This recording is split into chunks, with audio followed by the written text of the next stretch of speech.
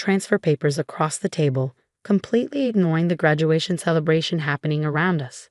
My mother stood beside him, her hand resting on my sister Kate's shoulder, both of them staring at me with expectation in their eyes. I looked down at my fresh MIT diploma, still pristine in its leather holder, then at the stack of legal documents that would sign away everything I'd built over the last 4 years. My hands didn't shake as I picked up the papers, though my heart was racing. "No," I said quietly, placing the documents back on the table. My father's face darkened. "This isn't a request. Your sister's startup failed and she needs a fresh start. Your little coding projects can be her stepping stone." Little coding projects. That's what they'd always called my work, even after I'd won the university's Innovation Award, even after my AI security system had caught the attention of major tech companies.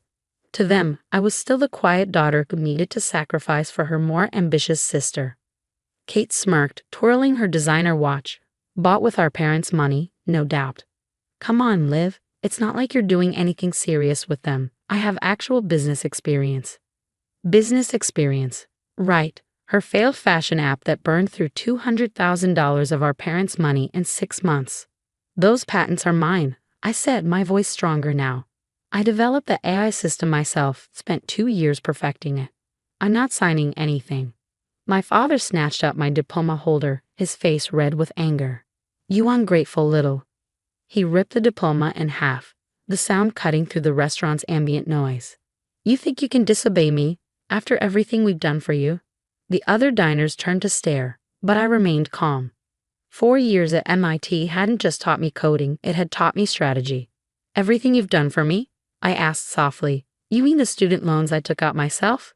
The part-time jobs I worked while Kate got unlimited credit cards? That everything?" "Don't you dare," my mother hissed. "Your sister has vision, ambition. You just hide behind your computer all day. These patents would be wasted on you." I stood up, smoothing my graduation gown.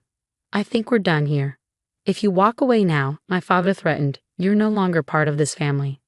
I looked at them, my father gripping my torn diploma, my mother's disapproving frown, Kate's smug smile, and felt a strange sense of peace. "You never saw me as part of this family anyway. I was just your backup plan for Kate's failures." "How dare you?" Kate shrieked, but I was already walking away.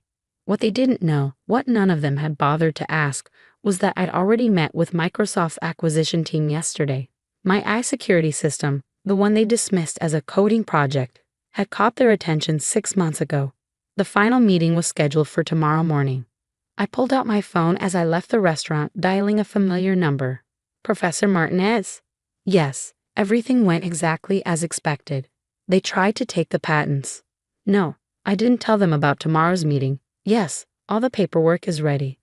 I caught my reflection in a store window, still in my graduation gown, but standing straighter than I had in years. Tomorrow, Microsoft would announce their $50 million acquisition of my AI security system. Tomorrow, my family would learn exactly what my little coding projects were worth. But tonight, I had a different celebration in mind. I headed to my apartment, where my real support system waited. My best friend Emma, my roommate Jack, and our study group had planned a small party. People who had actually seen me work through countless nights, debug endless code, and build something revolutionary. As I climbed the stairs to my apartment, my phone buzzed with texts from my family. "Dad, you're making a huge mistake." "Mom, think about your sister's future." "Kate, you'll regret this. I would have made your stupid program actually successful."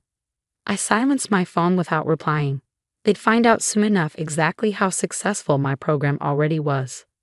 Emma opened the door before I could reach for my keys, taking one look at my face and pulling me into a hug. "They did exactly what you predicted, didn't they?" I nodded, finally letting myself smile. Down to the diploma ripping. "Is everything ready for tomorrow?" Press release drafted, social media strategy in place, and Jack's got the champagne on ice, she grinned. "Ready to shock the tech world, Ms. Future Millionaire?" For the first time since the disastrous graduation dinner, I laughed. Tomorrow would change everything, but tonight I was exactly where I belonged, surrounded by people who saw my worth long before any price tag was attached to it. The next morning, I sat in Microsoft's sleek conference room, my torn diploma tucked away in my bag like a battle scar. The acquisition team's lead, Sarah Matthews reviewed the final paperwork, her expression professional but pleased. "Everything looks in order, Miss Parker," she said, sliding the contracts across the polished table. $50 million, with you retained as lead developer for the next 3 years. Are you ready to sign? I picked up the pen, thinking about how different this felt from last night's attempted coercion. Just one question. The press release goes out immediately after, correct? Sarah nodded. "We've coordinated with major tech publications. Your security system is exactly what the market needs right now. This will be breaking news within the hour." I signed my name with steady hands, each stroke a declaration of independence from my family's expectations. As Sarah gathered the paperwork, my phone started buzzing. News traveled fast in the tech world, and someone had already leaked the acquisition. The first call was from Kate. I declined it, watching as text messages flooded in. "Kate, what the hell? $50 million? Kate, you have to share this with a family. Kate, call me now." My mother's messages came next. "Mom, we need to talk about this as a family. Mom, your father is very upset. Mom, you owe your sister a chance to be part of this." I turned off my phone as Sarah led me to the press conference. Cameras flashed as I shook hands with Microsoft's CEO. My little coding project now headline news. I delivered my prepared statement flawlessly, describing how my AI system would revolutionize cybersecurity for small businesses. By afternoon, my face was on every tech news website. MIT graduates AI innovation acquired for $50 million. Young female developer revolutionizes security tech. Microsoft's newest rising star. Emma met me outside Microsoft's building, holding up her tablet with the headlines. "You're trending on Twitter," she grinned. "And guess who's been trying to reach me all morning?" "Let me guess, my family? Your sister called 6 times. She tried to convince me she was your business partner and needed urgent access to your contracts." I shook my head, unsurprised. "And my parents?" "Your dad left a voicemail saying there must be some mistake, that you couldn't have done this alone. He wants to review the deal with his lawyers." We headed to my apartment, where Jack had set up an impromptu celebration. As we walked in, my phone rang again, this time from an unexpected number. "Grandma?" "Olivia, darling," my grandmother's warm voice filled the line. "I just saw the news. I always knew you were brilliant, even when your parents couldn't see it." Tears pricked my eyes. Grandma had been the only one who supported my interest in coding, secretly helping me buy my first computer when I was 12. "Thanks, Grandma. That means a lot. Your grandfather would be so proud. He always said you had his inventor's spirit." She paused. "Your parents are here, raising quite a fuss. They're insisting you tricked Microsoft somehow." I sighed. "Of course they are. Don't worry about them, dear. I set them straight, told them how I've watched you work on this for years while they were busy throwing money at Kate's schemes." Her voice hardened slightly. "They're just realizing what they've lost." After talking with Grandma, I finally checked my messages. Among the congratulations from classmates and professors was an email from my father's lawyer, demanding a family meeting to discuss the distribution of assets. Emma read the email over my shoulder and snorted. "They really don't get it, do they? They think they can still control you." "They never saw me," I said, closing my laptop. "They were so busy trying to make Kate successful that they missed what was right in front of them." Jack raised his glass. "To their massive oversight and your incredible success." As we celebrated, another email came through, this time from a major tech magazine wanting to do a cover story. The subject line read, "From MIT to Microsoft, the hidden story of tech's newest millionaire." I smiled, thinking about all the young girls who might read that story, all the quiet students working on their own projects while being overlooked by their families. Maybe my story would help them stand their ground too. Emma squeezed my shoulder. "Ready to tell your story to the world?" I nodded, opening my laptop to reply to the magazine. It was time to step into the spotlight on my own terms, no longer hidden in my sister's shadow. The party continued around me as I typed, my friends' laughter drowning out the constant buzzing of my family's calls. Tomorrow, I would deal with their demands and accusations. Tonight, I celebrated with the people who had believed in me all along. The magazine interview was scheduled at my grandmother's house, a deliberate choice that sent a clear message to my family. As the photographer set up in Grandma's sunlit study, surrounded by photos of my early coding competitions and science fair wins, I heard familiar voices in the driveway. "They're here," Grandma announced, peering through the curtains. "Right on schedule." My parents and Kate stormed up the path exactly as I predicted. The magazine journalist, Diane, raised an eyebrow. "Are they part of the interview?" "They're about to be," I smiled. "Keep recording." The door burst open, my father leading the charge. "This ends now, Olivia. You're making a mockery of this family." "Please, do explain how my success mocks our family," I replied calmly, gesturing to Diane. "I'm sure the readers would love to hear your perspective." They froze, finally noticing the cameras and recording equipment. Kate's face flushed as she recognized the magazine's logo on Diane's notebook. "You planned this," my mother accused, her voice shaking. "You deliberately set us up." "No, Mom, I'm just done hiding. You wanted to force me to sign over my patents." "Let's talk about that. You ripped up my diploma. Let's discuss why." I turned to Diane. "My family has an interesting view on success. They believe it only counts if it comes from their chosen child." "Olivia, stop this immediately," my father demanded, but Grandma stepped between us. "No, Gregory, you stop.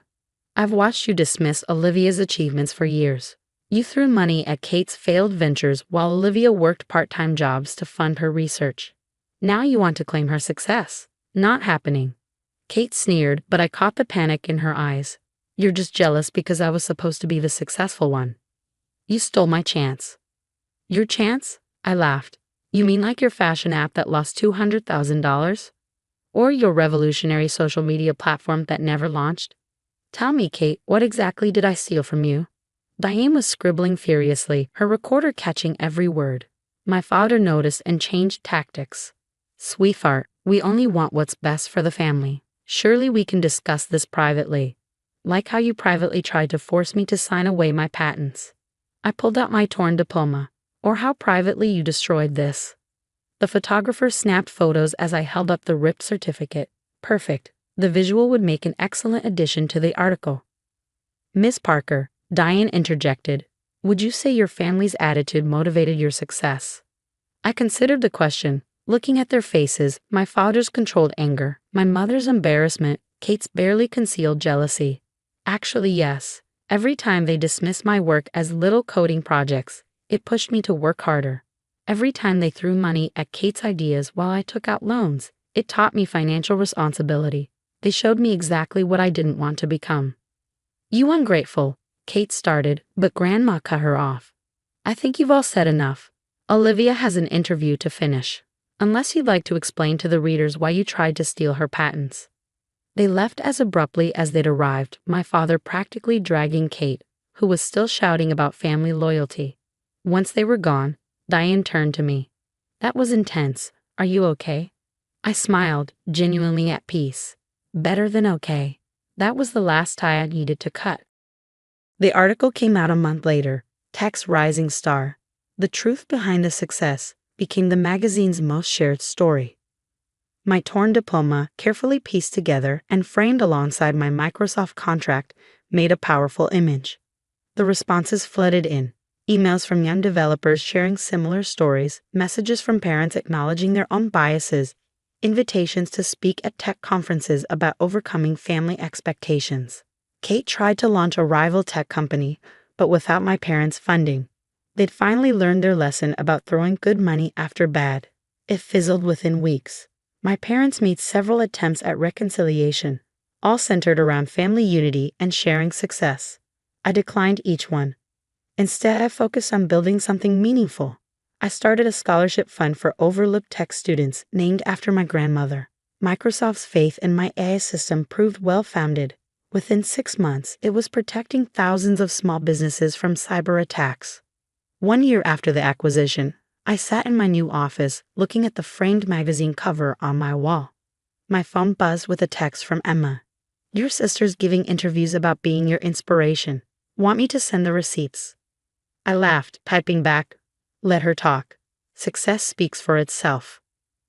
My grandmother's words from the magazine article had become my mantra. Success isn't about proving others wrong.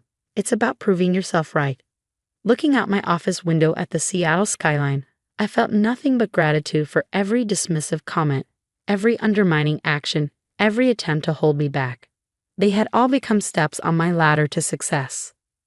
My little coding project was now an industry standard, my name was respected in tech circles, and my story was inspiring others to stand their ground.